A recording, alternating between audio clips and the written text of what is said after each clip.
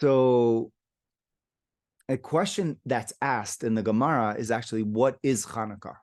Because it is a question. My Chanukah, like what is Chanukah? So if I asked you that, what is Chanukah for you in your life? Memories, your best Dvar Torah.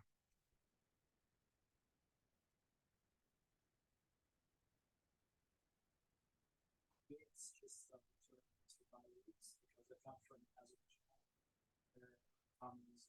so Wow. lost like that. So for me, remember other people in Azerbaijan, they know that they're Jews, but they're not practicing it, and everything is like for us is just beginning, starting by coming, moving. That's awesome. So I like have this thought on my mind, but coming here, and I waited for this opportunity. You're from Azerbaijan. You're literally from there. Yeah. Okay. This has that's cool, man. Yeah. Raised in that country, and like my ancestors like came from Iranian Jews. So Yeah. we are called in Azerbaijan Juhuli, which means that in Persian we have changed. So it's like yeah, I mean, for me, I wanted, like pursuing this idea of moving into Israel for 3 years, and I didn't give up, and here I am. I mean, and the war started. 2 days. It was like 2 days for me to depart for Israel, and I didn't change my mind. Said that I will help, and it was like a test for me. Yeah, said that. Whoa. I need wow. to. People were like, "You must be crazy. You must be out of your mind while you're going there. There's war." And, certain type of. Wow. Yeah. And here I am. Wow. Okay. So here's a perfect example of a Jew from Azerbaijan. Azerbaijan.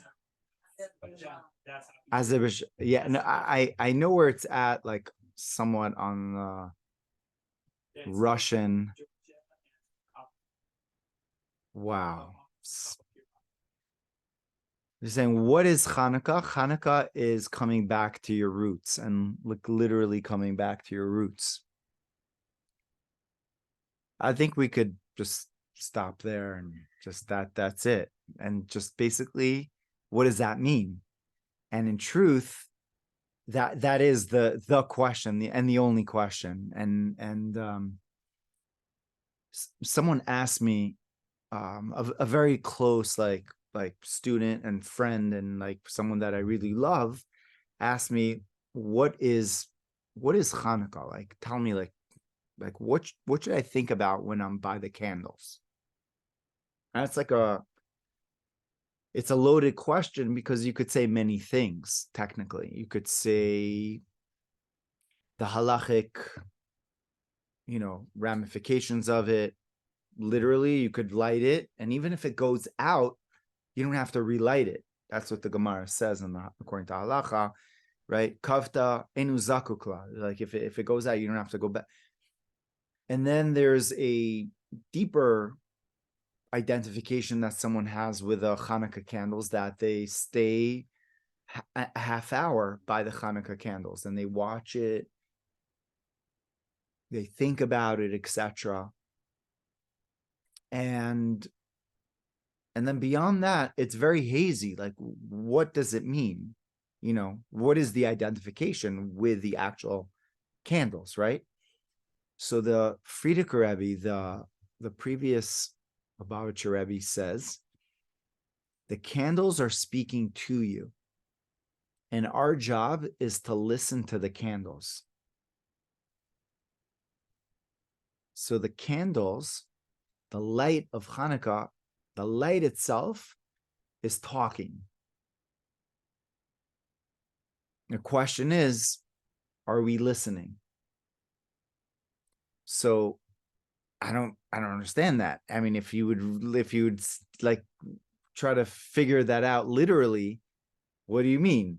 You take a candle, I don't know what the candle is saying. The candle is not speaking English. It's not speaking like Spanish or Hebrew. It's not. What language are you talking about? Like that I should hear this language. And how could I even listen to it? It's not even saying anything. So in my own like to listen to something, it's you're listening to some frequency or some music or something that your that your ears could hear, and what does that mean to hear something which is unheard?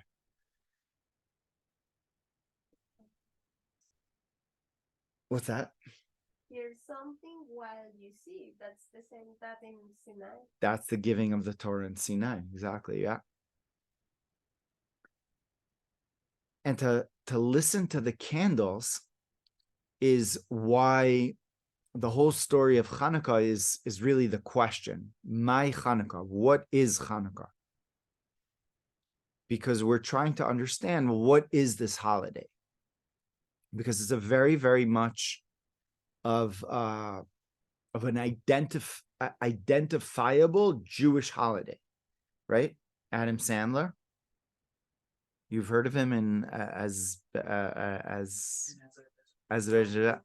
you haven't heard of Adam Sandler, even there? God, man. Okay, you know that, the menorah, the Hanukkah.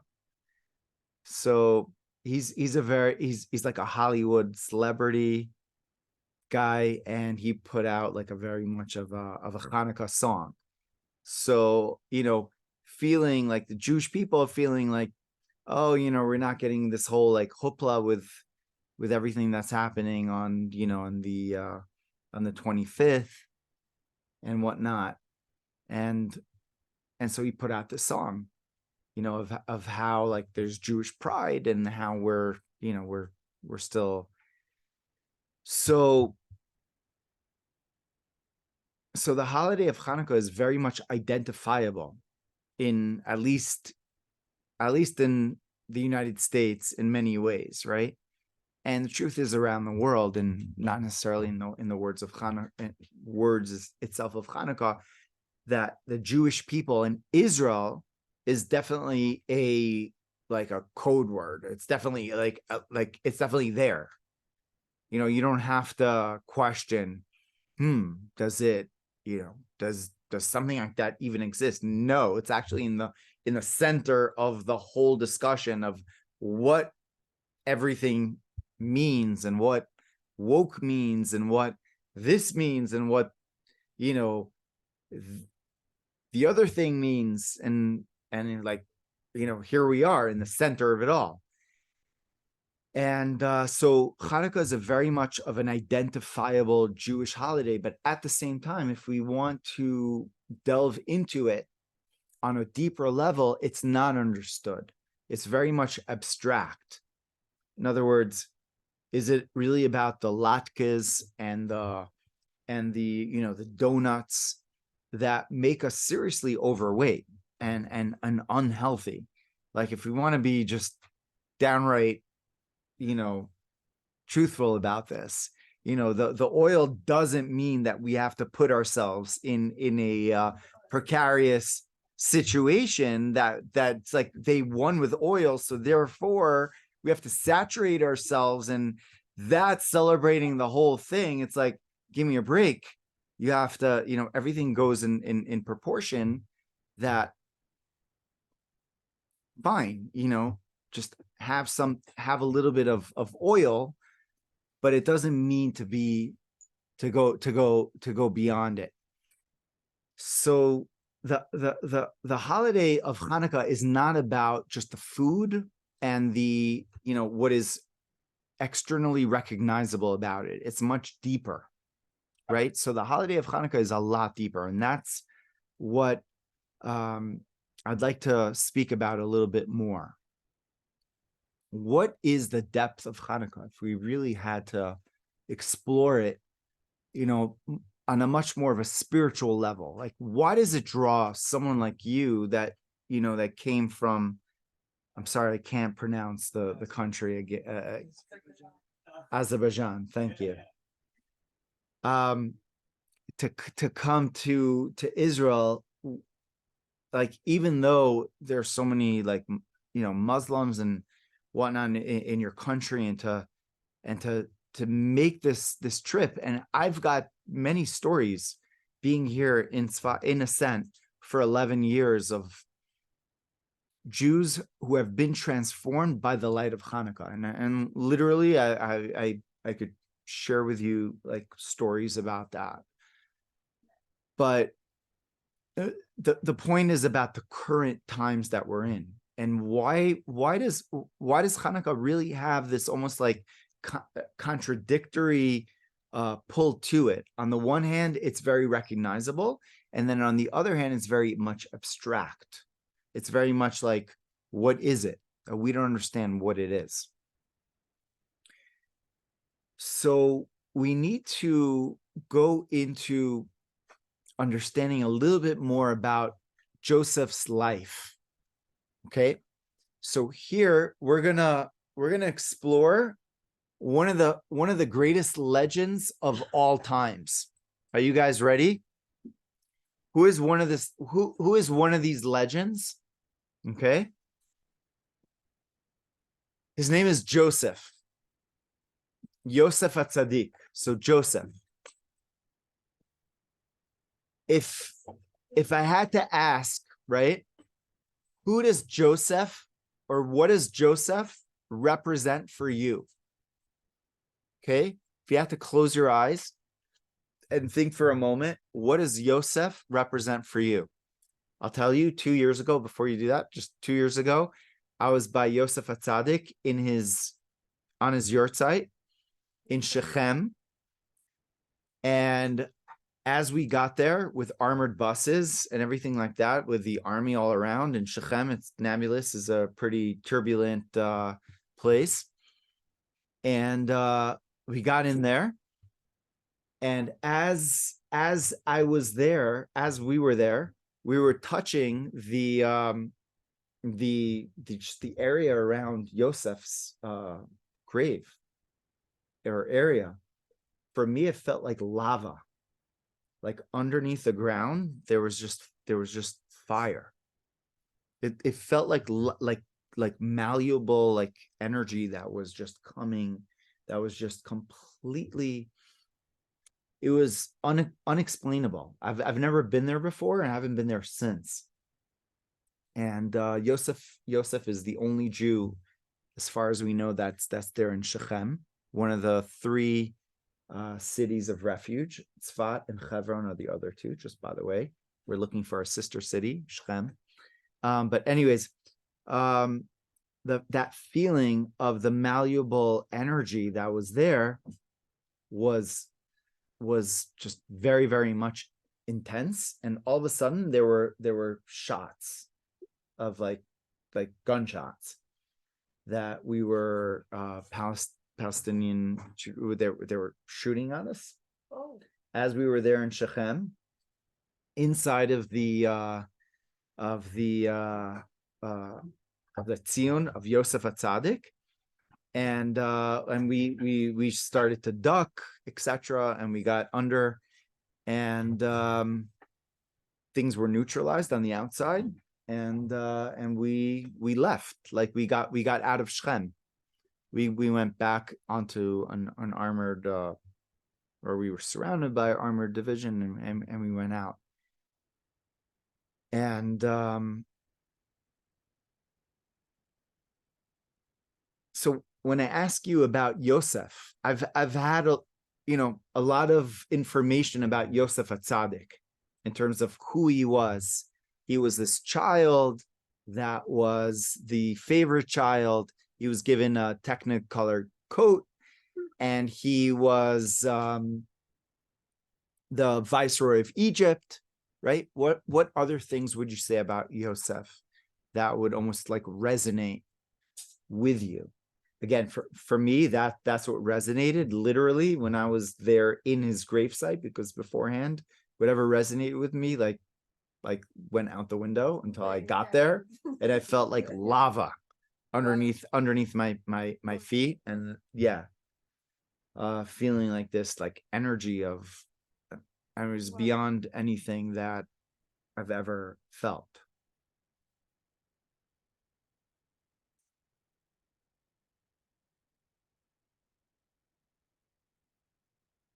So, Yes, huge resilience, Mhm. no matter what, for him. Resilience, because ambition, not ambition, maybe ambition too, but a good one, but vision Mhm. and resilience, because when he knows that the brothers are mad at him, and the father asks him to go to check on the brothers and this and that, and he doesn't say no. He answers in any. Then the person or the angel says your brothers are not here, da da da da da, and he just keep going, keep going. He's kind of also unstoppable.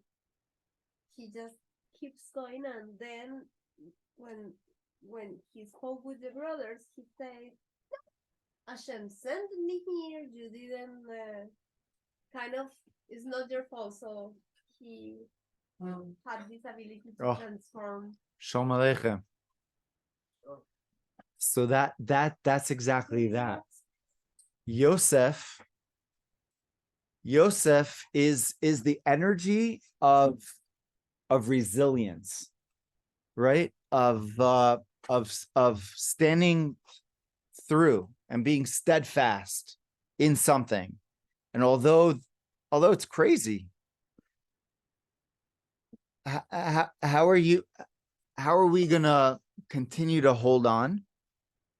Joseph represents the steadfastness.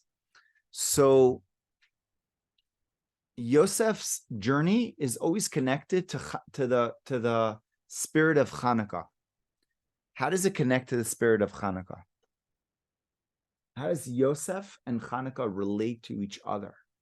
Right? That's really the question. If we try to put together, what, in the readings of the Parsha, we read about Joseph, and then we read about we are living Chanukah.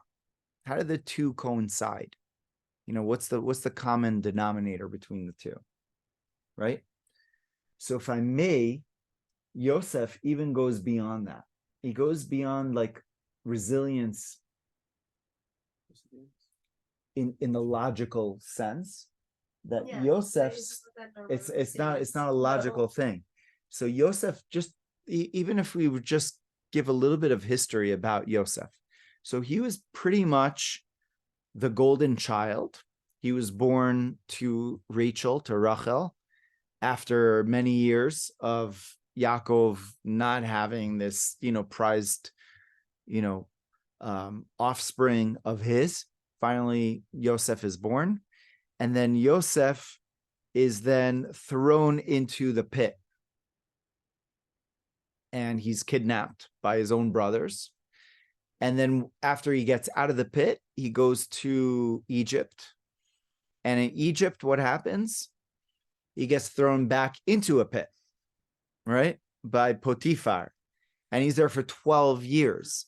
And again, he's the golden child because he's like the smartest, brightest, most like with it individual there. And like the light of the darkness. In the darkness itself, like Joseph is like this bright child. He's like, boom, it's darkness. Like, what are you talking about? It's light. It's all good. And he is the one that's just bringing down the blessings for the whole, for the jail, and everything that included, in that whole scenario. Joseph was that light, and eventually he got out, and he became what? He became the viceroy. He became the head of all of Egypt. And he's considered in the Torah as one of the forefathers, Noi Katzon Yosef. So he's one of the honorary forefathers.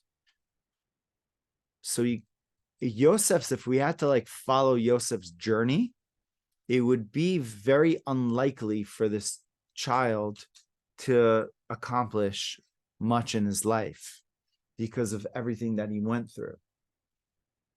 He had every excuse in the book to say, I'm done. Right? My mother died. My brothers, I have trauma, major trauma. My brothers hate me. My father overprotects me, right? Psychological all these challenges. I'm thrown into a pit with snakes and scorpions, for God's sake. And then before that, and then I'm sold as a slave twice, according to Chazal. It happened actually twice. And then I'm taken to Potiphar, and then and Potiphar likes me as a male friend, let's put it that way. Which Joseph like kind of gets out of, but his wife, the Potiphar's wife, is interested in him because Potiphar is not interested in his own wife. So they're all like they're just, both of them are confused, and Joseph is in the middle. And basically Joseph is like, what do I do? He's thrown into jail. And he's there for 12 years. And then on the 13th year, he's about to get out after giving, a pretty accurate, explanation of both dreams of the baker and the winemaker, right? Not going into the details, but Joseph gives the exact dreams, but he says to the baker, just, the winemaker, remember me. And for that, he gets another year in jail. So he gets reprimanded extra for being like, what are you talking about? We have a connection. This is LinkedIn. Like, what are you talking about? It's all good. But he gets another year, 13th. Why? His life is like rigorous. I find it interesting because they say because he said that, then it showed that he was like doubting. And He doubted. He had it. Yeah. But then when his brothers came back, right. I look at it as like he's the person who has a lot of forgiveness. Like he's been through a lot, major abandonment issues, I think. And his brothers came back and he forgave them, and he told them that this is what was supposed to happen. Like he had so much bitachon in that moment. But then when he was sitting in jail after like 12 years, he made that comment, and like it wasn't enough of a bitachon. It wasn't exactly. So that brings us to Chanukah and the connection to Joseph. So there's two levels in bitachon, basically, right? There's the first level of bitachon, which is the bitachon of Yosef. What's the bitachon of Yosef? The bitachon of Yosef is basically like, Hashem is with me 100%, not 99.9999, and there's one per, it's like 100% Hashem is with me, right? That was the level of Yosef. The Yosef got to that level to get to the 100%. And I'd like to just like bring this down to maybe a little bit of a place that we could relate to, because it's very hard to relate to someone who's perfect. People that are perfect. People that are perfect, we like, okay, so you got a 1600 on your SAT. Like, good for you. I hate you. Yeah, of course. Like, get out of here. Well, what are you saying? Like, so do something. Wait, I don't understand. But the thing is, like, once you do something, then you prove it, that you're actually it. No, because you've actually thrown out the 1600 myth, because it's not about the 1600, it's about how hard you really are really in proving it, like in the game when you're really proving it. It's not your 1600, that's your freaking brain. Like F that, like go kick that to like that's your brain. Nobody cares about your brain when it comes to like what we call like the real world. The real world is like, what do you actually persevere in? And what's perseverance? Perseverance is emuna and bitachon. Like bitachon is trust. And what we trust in fully is what actually manifests, is actually what happens. But there's two types of bitachon. There's the bitachon of Josef and the bitachon of the brothers, or the bitachon of the rest of us. So the first level of bitachon is like the level that absolutely Hashem is got my back to the nth degree, all the time, every time. And I can't even doubt that. Can't doubt that. Because if I think that Hashem doesn't have my back, then it's not going to happen. That's the first level. The second level is of bitachon, is what's bitachon? Is that I trust, but the truth is that I don't know if I'm worthy 100% of my full trust. In other words, I do trust, but I don't know of the result. And that's like the work. That's the deepest level of work. That's the level of work of bitachon of all of us. That we have a level of bitachon that we're working and we're striving and we're putting in everything that we could, and Hashem is reciprocating. Hashem is going to answer, right? Does this make sense? Right? At least for me, right? Like thinking about bitachon is like, it doesn't come easy. Does it come easy to anyone here? Like on some level, feel free to like raise your hand. Okay. Joseph. Joseph's in the house. Yeah. Bitachon's in the house. So I think the key to bitachon is to understand that to put God before you in every moment of every day. And that happens every day for you. Yeah. Every moment. Happening right now, yeah. But right now, right? Because I made a conscious decision to make my rock, my bitachon, my foundation rooted within the present moment. Love it. Thank you, Hashem. Wow.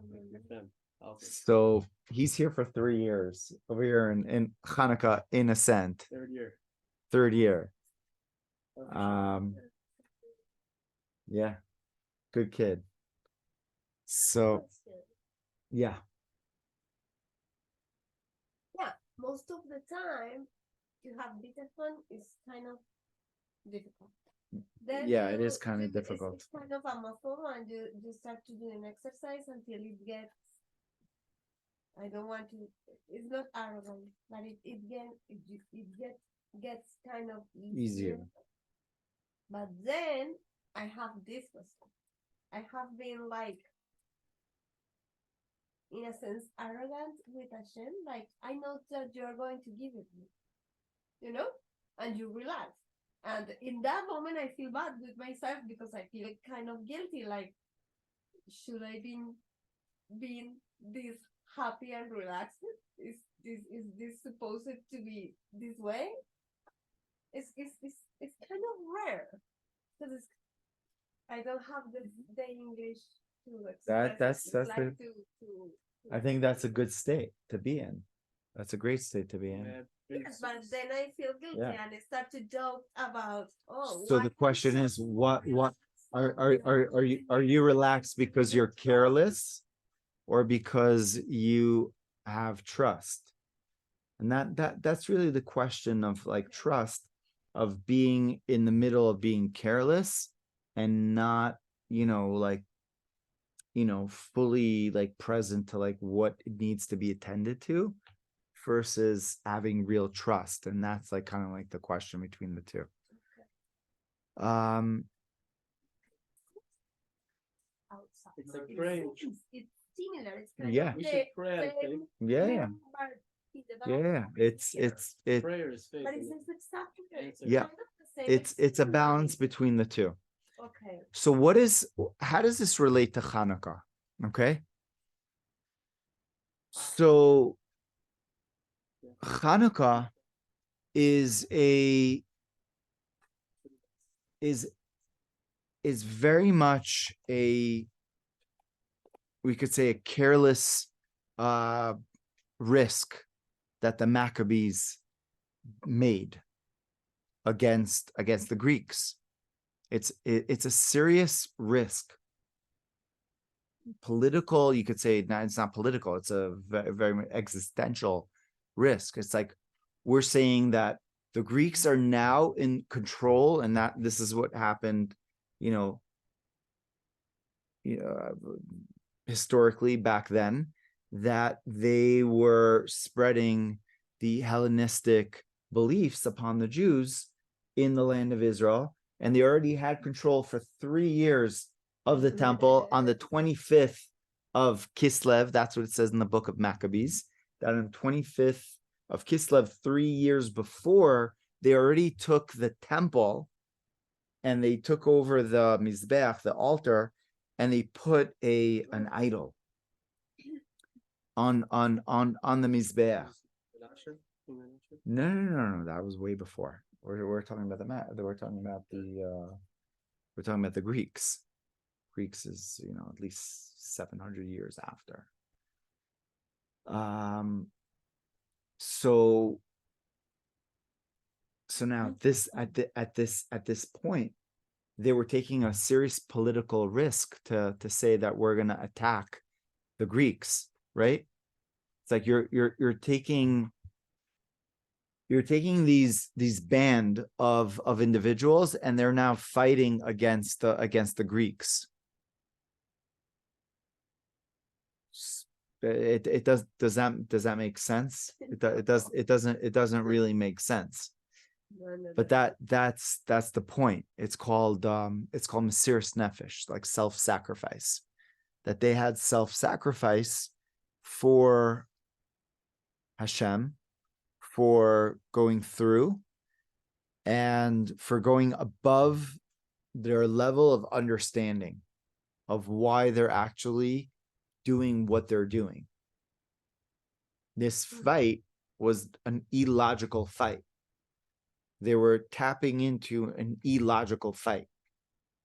That's basically the bottom line of what was going on over there. And what is going on throughout Jewish history. It's an illogical fight. It's illogical that the Jews should stand against like the Romans, the biggest superpower in the world, against the Greeks, against the Persians, against the whatever. And currently what's going on, it's not just standing up against Hamas, but it's standing up against the BCC, the BBS, and the BCC, and the ABC, and the FU, and the all of that crap, which is basically stuff that we have to like stand up to, is something that doesn't make sense. It's an illogical fight. And so these illogical levels of belief, of emunah, and of trust, the trust of Josef is the trust of adding on to something else. Josef is coming from the word Yosef. Hashem should add something that has not yet necessarily happening. Right now, Josef is in the present moment, is in the now. That in the now, there is this present situation. But what am I asked to do? I'm asked to believe in something which is beyond what is possible. And that's the level of Josef. And what is Chanukah? Chanukah is the notion of adding in lights from one level to the next level, but it's more than that, and it's a lot more than that, because getting to that level is really going to understanding what Josef was trying to do, or what he was about, because he had every reason in the book to say that he's giving up. So there's the concept of being a victim, which every person has an option to call out that card, to take that card out, to say, I'm a victim. And because of that, there's certain like places that you could park, here in Israel, like they at least even like a regular like block, like if someone is handicapped, and they have, their apartment, even though it's like a huge apartment, they could have their handicapped zone like right next to into their apartment, because they are. And that's obviously, we look at that, that's obviously something very, very positive. But if we would just like look at it maybe on a deeper level, and obviously not judging it for, someone that has a legitimate need and right to get quickly to their house, but on a psychological level, that we could all pull out that card and say, this is the reason why I need to be very, very close to my comfort zone. And I have my house and I have my this, and I have to like quickly like not be able to like face and really feel and to really like absorb like the bigger context and the bigger thing, because I've gone through like these kind of like feelings, and I don't want to really fully face them and transmute them, and to elevate them, and to let them go, and to utilize their energy for, and utilize the lessons of what I've learned from them, because that takes a lot of inner work. So it's much easier to not face them, or to sedate them, or to distract them, and to have those type of energies lurk inside of us. And that's exactly what Josef faced. He faced those very much lurking energies. He was in a pit of snakes and scorpions, like literally. And he, right? Well, he didn't victimize himself. So the whole point is he didn't victimize himself. He said, what is in it right now for me to learn? And what is the opportunity for me to expand from this situation?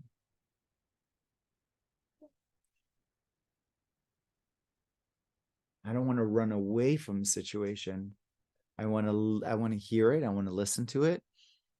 And I want to expand. I want to grow through it. I want to let it go through me, and not let it go at me. This is the will. Yeah. It's shameless. Yeah. It's shameless.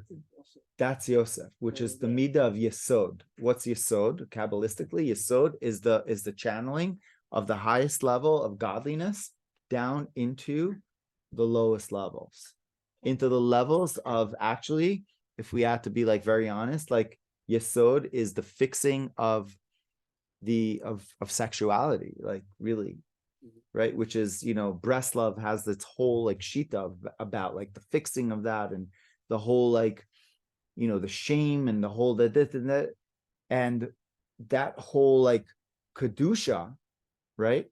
Which again, it's not about the It's not the shaming of it, but it's the holiness of it. It's intimacy. It's the closeness. It's the potentiality for being the most God-like in this world, which is what intimacy really is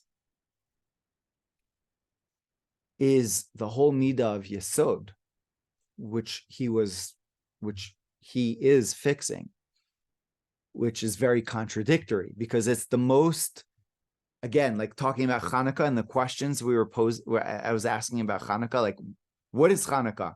So Chanukah is the most like ostentatiously Jewish holiday that people know about it. It's like, okay, like Chanukah, there's the lights and It's like, but yet, like, you don't know anything about it. The truth is, it's the deepest holiday. It's the most like connected to like why Hashem wants us, and the connection to emunah and bitachon, being steadfast in our fight against the most like mighty adversaries in the world that are inside of us and that are outside of us. Those are the adversaries that are here. They're adversaries that are completely confusing us.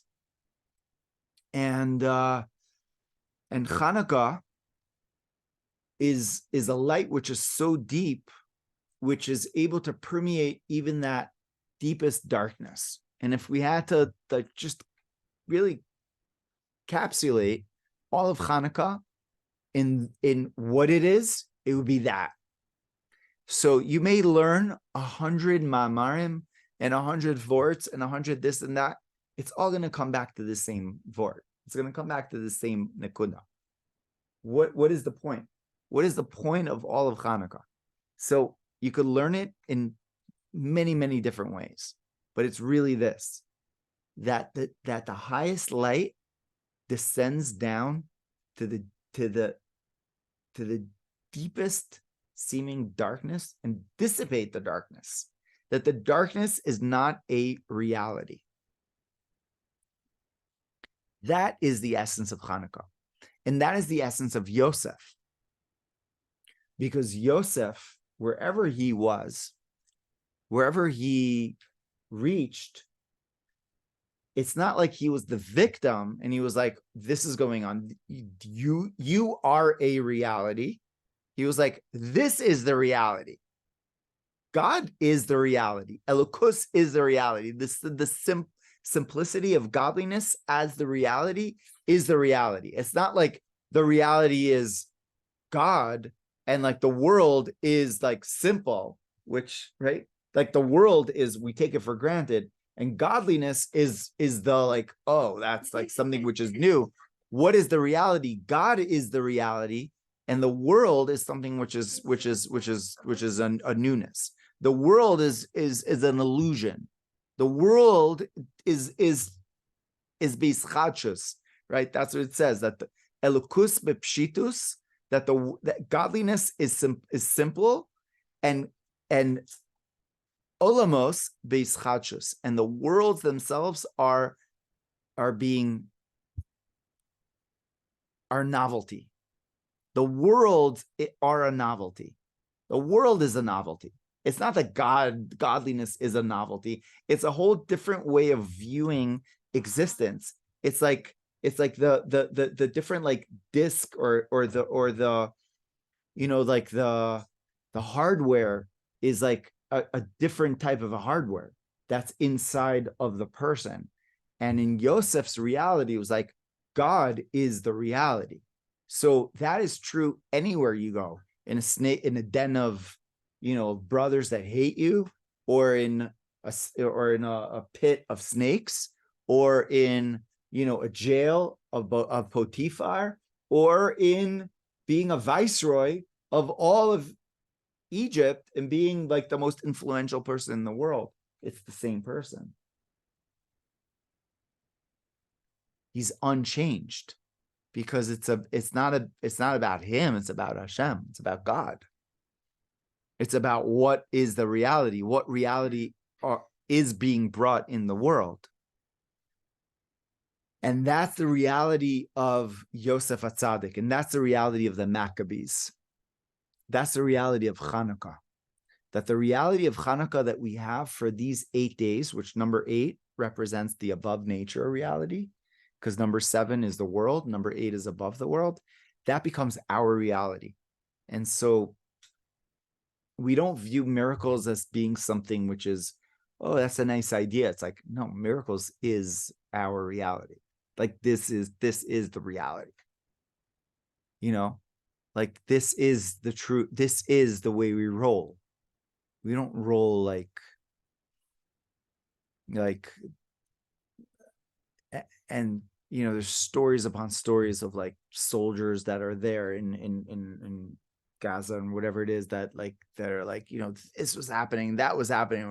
We're realizing it's all doesn't make sense at all. Like none of it. The level of miracles which are happening are insane. Ask a question. Yeah. Is there any rest in this world? Well, rest is like yeah, absolutely. Why not? Rest is Because the work is constant. The work is every present moment. But it's not. It's fun work. I enjoy the work. Thankfully. No, but for your level, you're still on someone else's level, which is in their level of chasing, but they're just trying to chase that they're on their level. But I mean, I'm okay with the answer that there isn't. No, but that's not true. That's not truth, because there is. And there is like because Hashem wants to give us the greatest good. And what is the greatest good is like, if you're truly present, what are you really chasing? I'm not chasing anything. No. But so why don't you feel like you're rested? Because my soul is rested, but the work has to rest. continue. Okay. Meaning that there's constantly but then that's you thinking about the work. Yeah. But then you're not fully resting because you're thinking about something else, which is outside of you. That means that I think Shabbat is the only time I could be because you're thinking about fully being present. Wow. But you're still working because you're working to do something. The learning is a work. Which is true. I mean, it's true on many levels. And it says that in Olam Haba we keep on going from level to level. You know, Talmidei Chachamim en lehen menucha, lo ba'olam hazeh v'lo ba'olam haba. You know, you finish a Talmudic tractate and you're like so happy. You spent like 6 months on it, and they're like, "There's not going to be rest. Go to the next one." Yeah. And then the next one, go to the next one.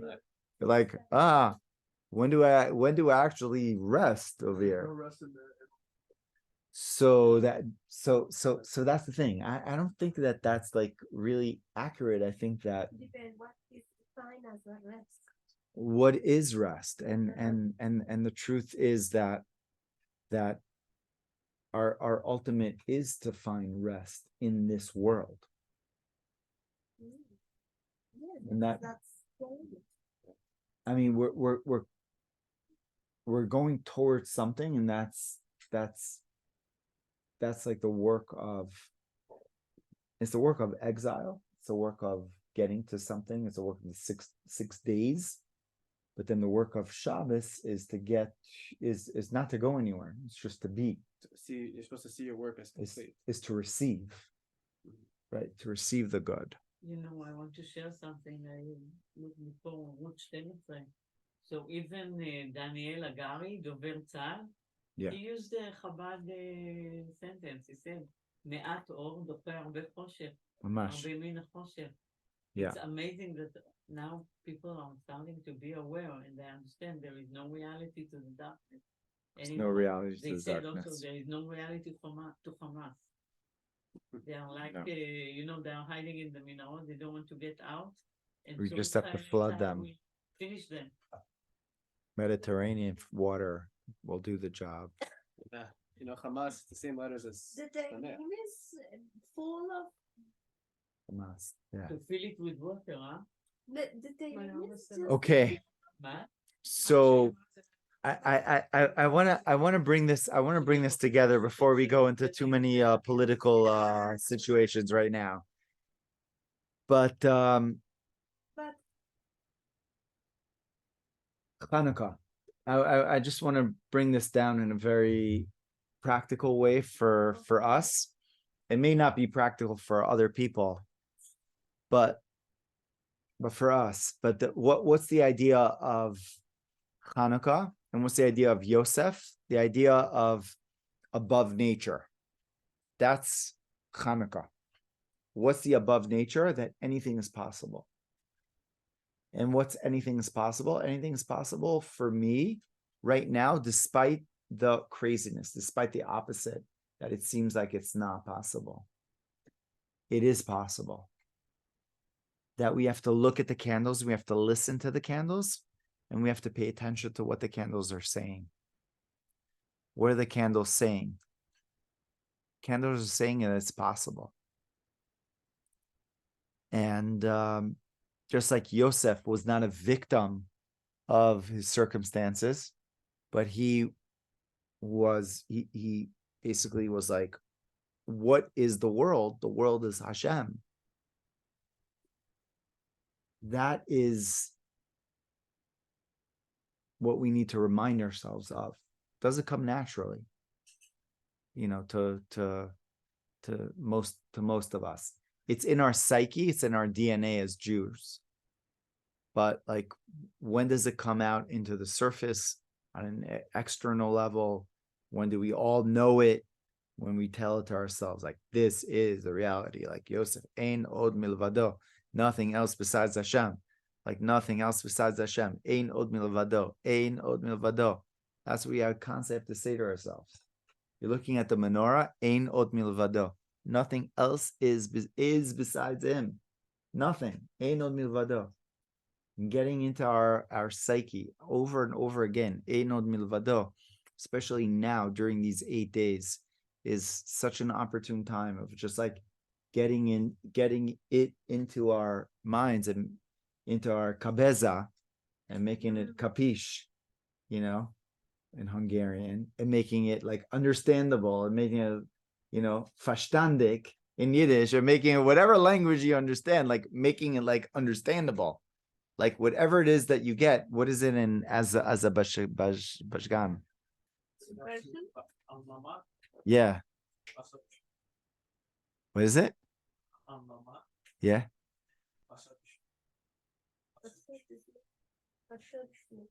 I hear that. For you, it made sense. For us, it did. Whatever language Chanukah makes sense to you, you have to make it make sense to you. And so it's English or Spanish or French or Azerbaijani or French or Iranian or in this and that. Make Aramaic, make Chanukah relevant to you, that you are above nature. That's the bottom line, my friend. That's it. You are above nature. Miracles is your nature. Miracles is your nature. Josef, just like Josef is that, you've got that.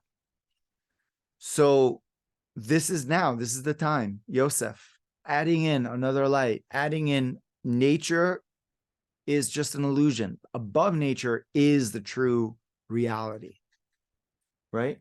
That's the lesson of Chanukah, and that's the lesson which we aim to get, and getting into our kabeza, our mind. How do you say kabeza in Azerbaijan?